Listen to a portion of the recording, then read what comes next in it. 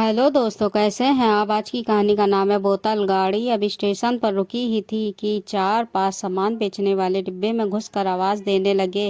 रागनी जी को प्यास लग रही थी, तभी एक 8-10 साल का लड़का पानी की बोतल बेचता दिखाई दिया।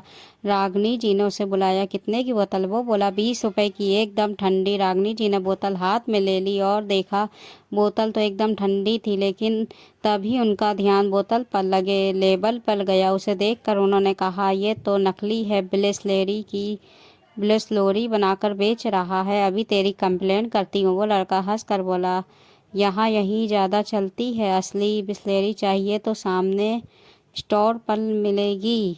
रागनी जी ने बोतल वापस कर दी। लड़का आगे जाने लगा। उन्हें प्यास बहुत जोर से लग रही थी। उन्होंने उस लड़के से कहा, सुन, मैं तुझे 10 रुपए दूंगी, मुझे उस स्टॉल से पानी की बोतल ला दे। लड़का कहने लगा, हाँ ठीक है, लेकिन जल्दी दीजिए, गाड़ी चलने वाली है। रागनी जी अपने हैंड बैग में से पैसे निकालने लगी। तभी उन्हें ध्यान आया, जल्दी गाड़ी पकड़ने के चक्कर में सारे खुले पैसे तो कुली को दे दिए। अब तो 500 का नोट था। रागनी जी ने बोला, चल ला, 30 रुपए काट कर पैसे वापस करिए। सुनकर लड़का हंसता हुआ बोला, खुले कहाँ से आएंगे, सुबह से पहली ट्रेन आई है, अभी तो 100 के भी छुट्टे नहीं। आप जल्दी दीजिए, मैं अभी दुकान वाले से लेकर आया। अब रागनी जी को समझ आ रहा था कि ये 500 का नोट लेकर भाग जाएगा, लेकिन प्यास इतनी लग रही थी, कुछ समझ नहीं आ रहा था। उन्होंने उस लड़के को 500 रुपये पकड़ा दिए। आसपास बैठी सारी सवारी उन्हें इस तरह देख रही थी जैसे उन्हें दुनियादारी के बारे में कुछ नहीं पता। खिड़की के शीशे से वो उससे भाग कर जाता हुआ देख रही थी। कुछ ही देर में गाड़ी सीटी देने लगी। अब रागनी जी चिंता बढ़ने लगी। तभी पास बैठे एक सज्जन बोल पड़े, अरे मैडम, आपको क्या लगता है वो आपके 500 रुपये लेकर वापस आएगा?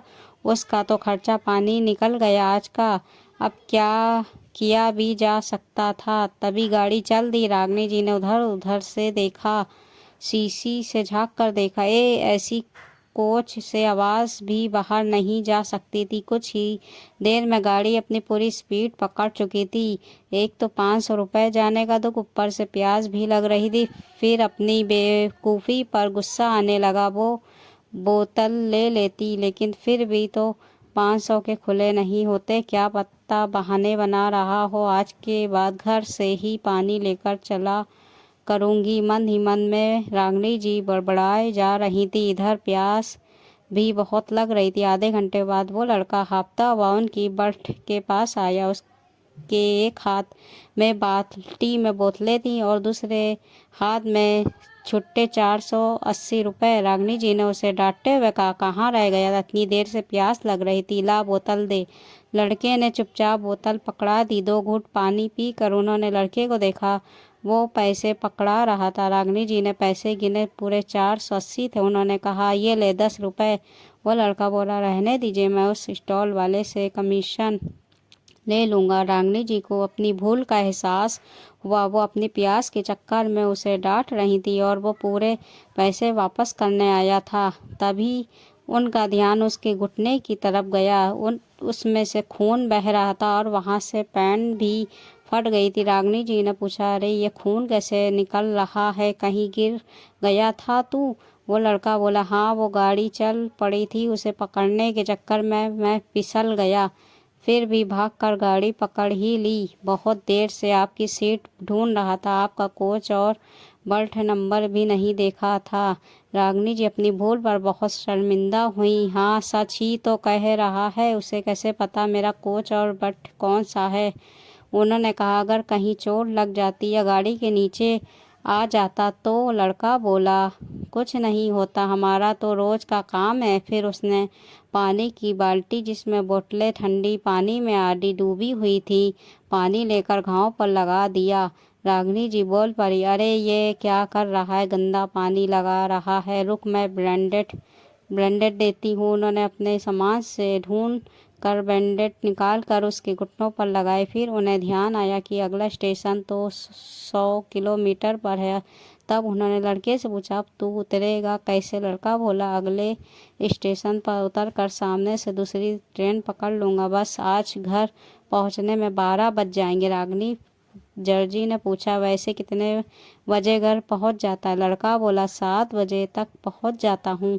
आज माँ से बहुत डांट पड़ेगी। रागिनी जी बोली, तू चाहता तो ये पैसे लेकर भाग सकता था, भागा क्यों नहीं? वो लड़का बोला, मेरी माँ ने कहा ग्राहक भगवान के समान होते हैं, उनसे कभी बेईमानी नहीं करनी चाहिए। रागिनी जी ने उसे बहुत कोशिश की पैसे देने की, लेकिन उसने 1 रुपया भी नहीं लिया और आवाज़ लगाता हुआ आगे बढ़ गया। रागिनी जी सोच रही थी कि मैं अपनी प्यास नहीं रोक पाई और ये लड़का केवल 1 बोतल पानी देने के लिए अपने घर 12 बजे पहुंचेगा। अपनी जान पर खेल कर ये छोटे छोटे बच्चे कितनी मेहनत करते हैं और हम लोग हमेशा उन्हें एक चोर की दृष्टि से देखते हैं। यही सब सोचकर उनकी आंखों में आंसू झलकने लगे।